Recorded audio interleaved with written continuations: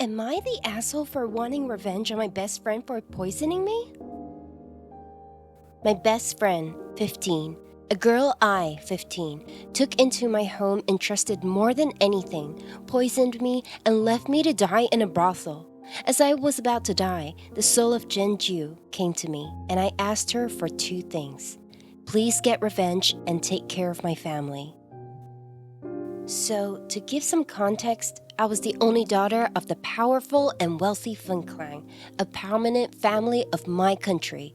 Growing up, my father and grandfather showered me with love and care in the absence of my mother, who left when I was still a baby. My father never remarried, so this meant that I was the sole heir of the Feng Qingge. At times they spoiled me a bit, but they raised me to be kind, compassionate, and respectful to others. My father, Feng Qingge, the patriarch of my family, isn't just in charge of the Feng Qingge. He is also a general in the army. With pride and honor, he serves our country, named the Sun Glory Country. I was also engaged to Murong Yishuan. He is the third son of our king, Murong Bo. Murong Yishuan and I were introduced at a young age. As we grew up together, we developed a deep affection for each other. When our families saw this, they arranged for us to be engaged. I was set to marry him when I turned 18 years old. It pains me to think that he will one day marry her, thinking it's me. If only I hadn't taken her into my home and trusted her, I would still be alive and well planning my future with Murong Yishuan. You have to understand, I too was once fooled by her facade. Let me explain how I met Suro Young. When I was a child, I came across an orphaned girl who seemed like she really needed some help.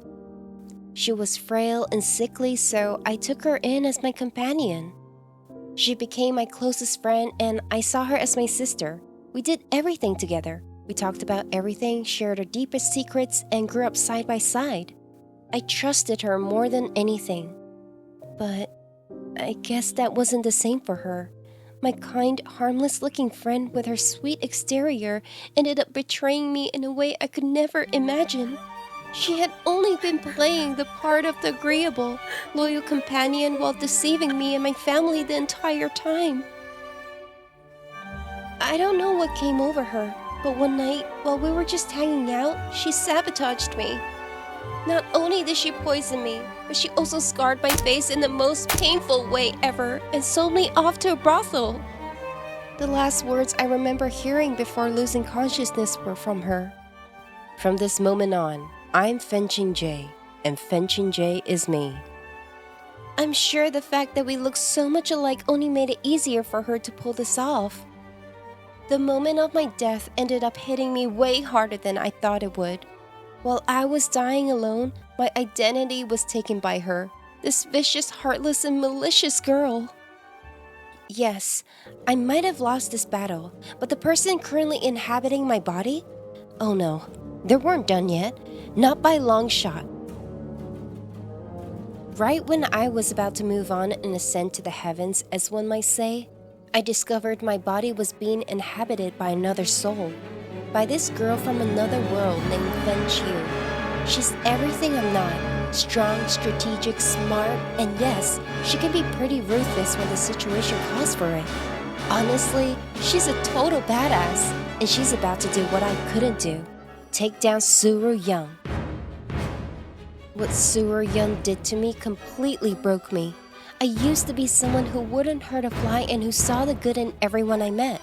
But now I'm filled with so much bitterness and hatred that I want her to pay for everything she's done.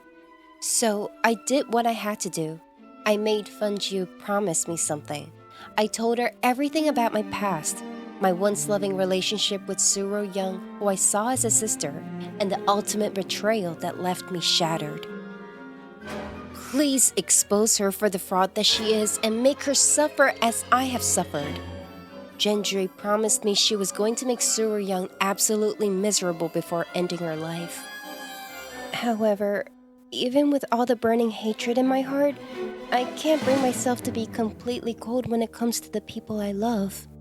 That's why I made Feng Qingge promise me something else. She has to take care of my family. They'll never know what really happened to me, and I want her to love and care for them as I have always done.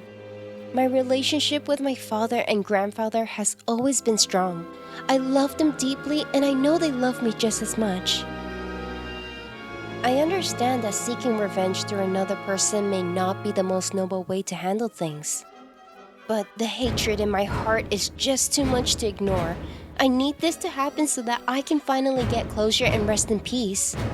So, what do you think? Am I the asshole for orchestrating a major revenge scheme on my ex-best friend through Feng Qingge while also making sure my family remains cared for and oblivious to the truth of my passing? Hello, it's Anima Wisdoms here. If you're curious, you can check out the videos from the other characters in this playlist here. It tells you everything from their point of view.